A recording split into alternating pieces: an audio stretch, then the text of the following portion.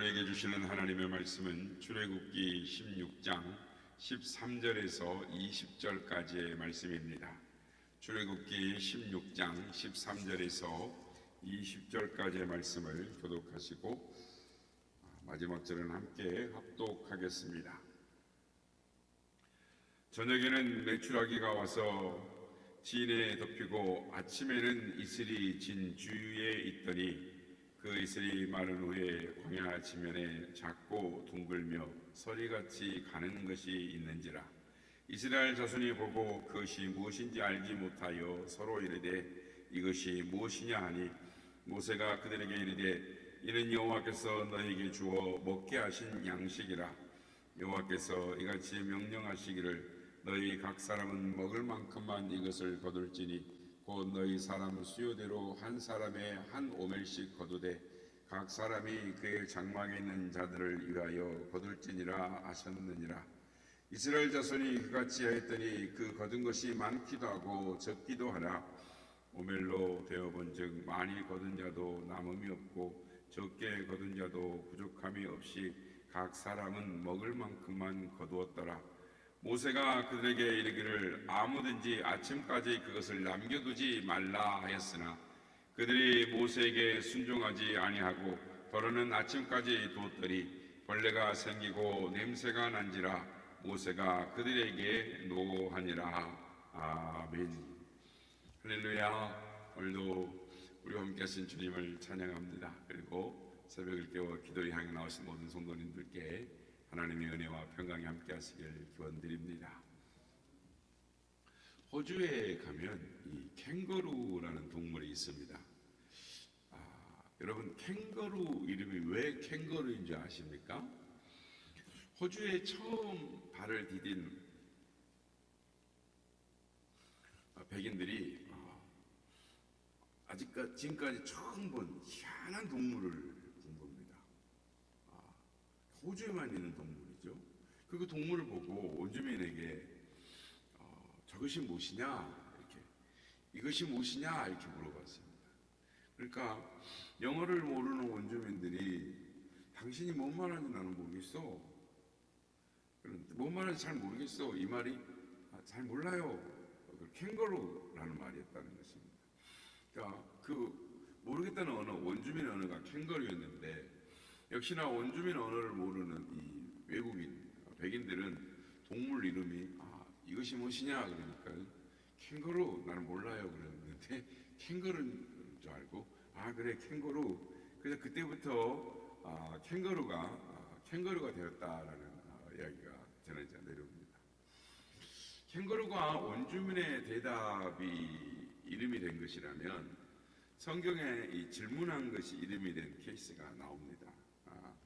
출애굽을 한 이후에 광야 생활을 하게 된 이스라엘 백성들에게 하나님께서 하늘의 양식을 주셨습니다. 이것이 이스라엘 백성들의 양식이 되었는데 이스라엘 백성들이 자고 일어나 보니까 광야에 하얀 서리 같은 이슬 같은 것들이 이렇게 광야에 아침에는 이슬 같더니 마르고 나니까 하얗게 변해 있는 거예요.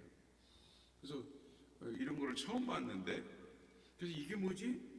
서로가 서로를 이게 뭘까? 이게 뭐야? 라고 말했는데 히브리어 언어로는 이 만후라고 합니다. 그 원어는 만후 이렇게 말하는 거예요.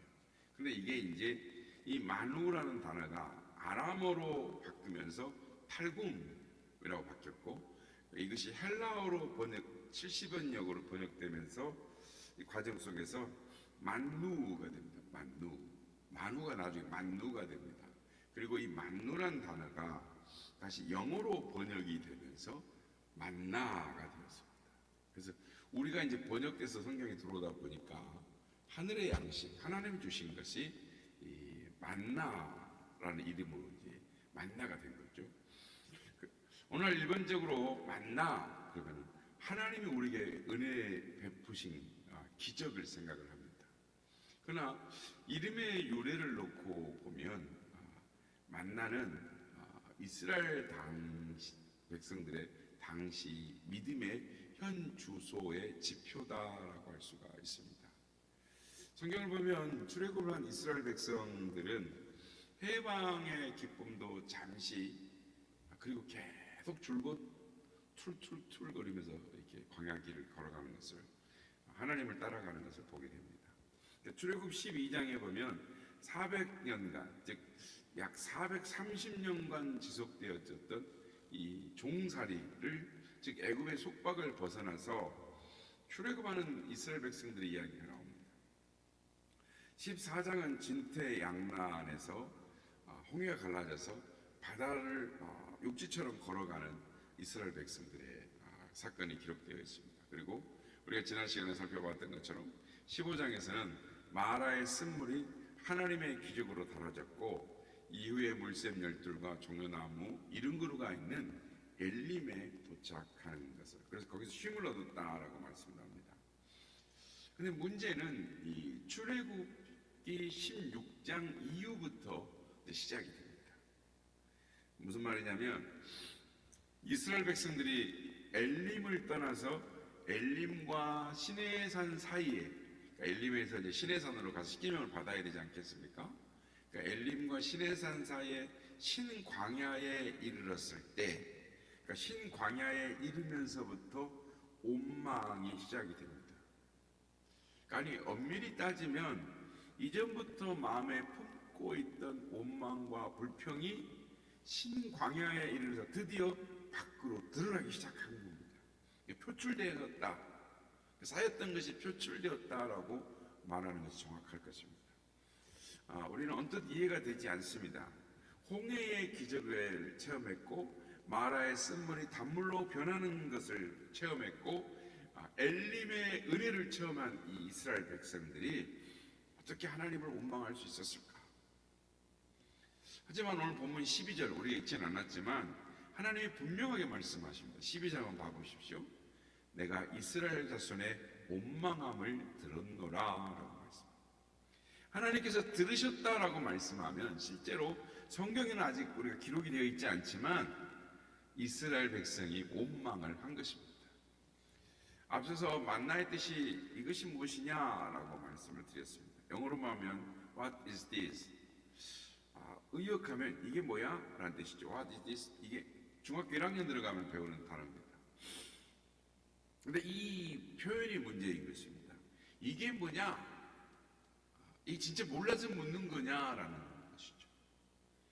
진짜 몰라서 묻는 것일 수도 있지만, 이게 뭐야? 라는 말이 뉘앙스에 따라서는 불만과 원망이 섞여진 말로 나타나기도 하는 것입니다. 그렇다면 이스라엘 백성들은 어느 쪽의 비중이 더 컸을까요? 사실 이 출애굽을 한 이후부터 이스라엘 백성들의 심중에는 하나님이 하시는 일에 대해서 매사에 이게 뭐야? 라는 생각이 팽배했습니다. 처음에는 의아함으로 시작되었다가 점차 불평과 원망으로 넘어가게 된 것입니다. 무슨 말이냐면, 충분히 상상할 수 있는데 이스라엘 백성들은 출애굽함과 동시에 꿈에 그리던 가나안 땅이 쫙 펼쳐질 줄 알았어요. 아마 그것을 기대했을 겁니다. 그런데 광야의 모습, 그러니까 이게 뭐야? 라는 생각이 나는 거죠. 그래서 그런 소리가 절로 나오지 않을 수 없는 것은, 가나안까지 가는 길이 고속도로 같지는 않을지라도 빠르고 평탄한 길로 갈 줄 알았는데, 앞은 사막이요 뒤는 애국 군대가 오는 그 상황을 나오는, 이게 뭐야? 어렵사리 광야에서 오아시스를 발견했는데, 그 광야가 이 오아시스가 물이 써서 먹지를 못하는 것입니다. 그때마다 그 심중에서 이게 뭐야? 이렇게 짜증 섞인 표현이 나온다는 것이죠. 이렇듯 이스라엘 백성들의 심중에는 그간에 하나님에 대한 이런저런 이게 뭐야? 이런 말들이 쌓이고 쌓였다가 신광야쯤에 와서 결국 원망과 불평으로 터져 나온 것입니다. 어렸을 때 제가 이 성경을 읽으면서 이스라엘 사람들을 보면서 비난을 했습니다. 남 이야기처럼 보았습니다. 하지만 오늘 본문을 보면서 깨닫는 것이 있습니다. 그것은 이스라엘 백성들뿐만 아니라 오늘을 사는 우리라 해서 별반 다르지 않다라는 것입니다. 성도 여러분, 일이 터지고 문제가 생길 때마다 우리는 이렇게 말하지 않습니까? 이거 왜 이래? 이거 뭐야? 이거 뭔데? 이렇게 해요. 여러분, 왜 이렇게 되는 것일까요? 생각의 기준점이 달라서 그렇습니다. 이스라엘 백성들이 광야를 지나야 했던 이유는 두 가지입니다. 하나는 출애굽을 했기 때문이고 또 하나는 이 가나안 땅으로 가야 했기 때문인 것입니다. 그런데 지금 광야에서 지금 이스라엘 백성들은 어디를 기준으로 삼고 있습니까? 출애굽기 16장 3절을 보면 이스라엘 백성들이 말하기를 우리가 애굽 땅에서 고기 가마 곁에 앉아 있던 때와 떡을 배불리 먹었던 때라고 했던 것처럼 그들의 생각이 애굽의 기준을 두고 있습니다. 아마도 가나안 땅, 약속의 땅에다가 자기들의 기준을 두었다면 광야를 지날지라도 아마 소망이 있고 견딜 수 있었을 것입니다. 그런데 애굽을 기준으로 삼다 보니 굳이 광야로 가냐는 거죠. 좋은 길, 평탄한 길 놔두고 왜 광야로 가냐는 거예요. 그러니까 광야가 아닐지라도 불평이 나올 수밖에 없는 것입니다. 애굽에다가 딱 놔두니까. 성도 여러분, 애굽은 이미 지나간 과거인 것입니다. 그러나 가나안은 아직 이루어지지 않은 미래인 것입니다. 때문에 현실은 광야에 내던진 것처럼 막막할지라도 하나님을 믿으면 우리의 기준점은 가나안이 되는 것입니다. 가나안이 넘치면 이 기준점이 되면 감사가 넘치고 소망이 있기에 비록 광야라 할지라도 견딜 수가 있는 것입니다. 그러나 하나님을 믿노라고 하면서도 매사에 이게 뭐야? 이게 뭔 일이야? 라고 이렇게 생각을 하게 되면 이때 이게 뭐냐? 라고 이 기준점이 무엇이냐면 내 생각과 다르기 때문에 이게 뭐야? 세상적 상식과 기준 다르기 때문에 이게 뭐야? 라고 이렇게 불평을 하게 된다는 거죠. 이쯤에서 우리가 기억해야 할 사실이 있는 것입니다. 그것은 믿으면 감사, 못 믿으면 불평인 것입니다. 그렇습니다. 믿으면 감사, 못 믿으면 불평이 되는 것입니다. 혹여 삶을 살다가 문득 불평하거나 원망하는 자신을 깨닫게 되면 얼른 믿으면 감사, 못 믿으면 불평인데 이 문장을 떠올리시길 바랍니다. 그리고 믿으면 감사인데 내가 불평하고 있다는 건 내가 하나님을 못 믿어서이구나 라고 빨리 깨닫고 빨리 다시 믿어서 감사하는 우리가 되시길 바랍니다. 디모데전서 4장 4절은 이렇게 고면을 합니다. 하나님의 지으신 것이 모든 것이 선함에 감사함으로 받으면 버릴 것이 없나니. 그런데 신앙 안에서 이 지극히 당연한 일을 이스라엘 백성들은 하지 못하고 있습니다. 사랑하는 성도 여러분, 하나님께로부터 받은 은혜를 기억하지 못하면 제일 먼저 나타나는 현상이 감사가 그치게 되는 것입니다. 하나님이 주시는 소망을 품지를 못하면 제일 먼저 드러나는 현상이 원망과 불평인 것이죠. 출애굽 후의 광야도 그렇고 사막에서 주시는 만나도 그렇고 뭐든지 내 앞에서 벌어지는 일들에 대해서 이게 뭐냐? 이렇게 말하지 마시길 바랍니다. 하나님이 하시는 것에는 다 이유가 있음을 믿으시기를 바랍니다. 바라기는 내 앞에서 벌어지는 일들, 내 앞에서 지금 이렇게 펼쳐지고 내가 직접 겪는 이 황당한 일들, 그러나 이게 뭔들 다 감사함으로 받으려고 하는 우리가 되시길 바랍니다. 왜냐하면 이게 뭐든 하나님은 결국 하나님을 경외하는 자들에게 모든 것이 합력하여 선하게 이루어 주실 것이기 때문인 것입니다.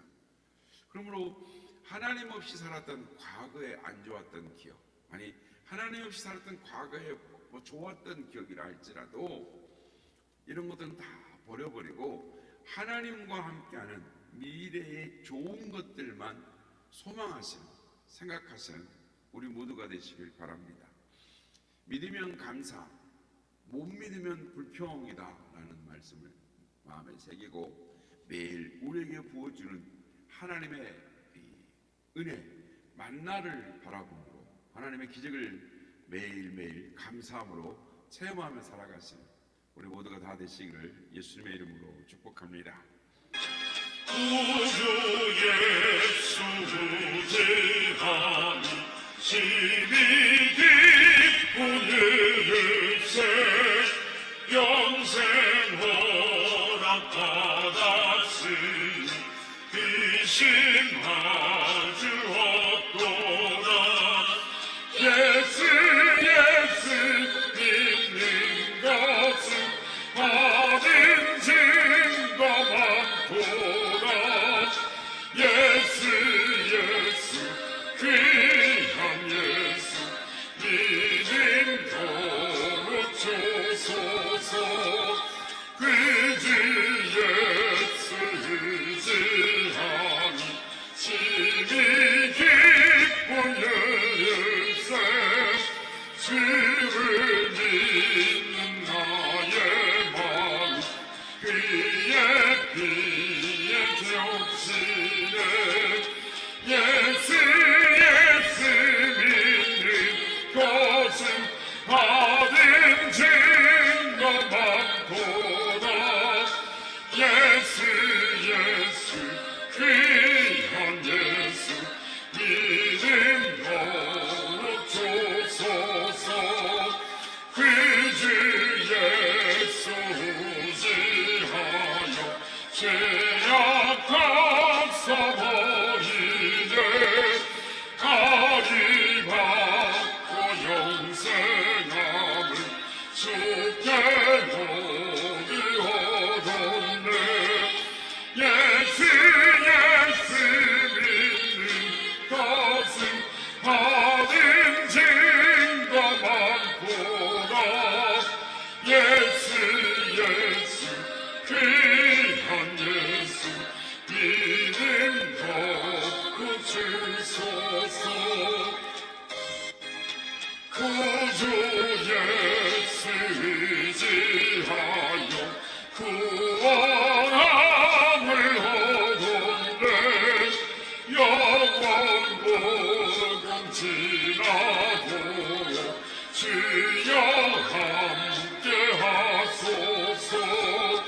예수 믿는 것은 받은 증거만 보다. 예수 귀한 예수 믿음 거룩주소서.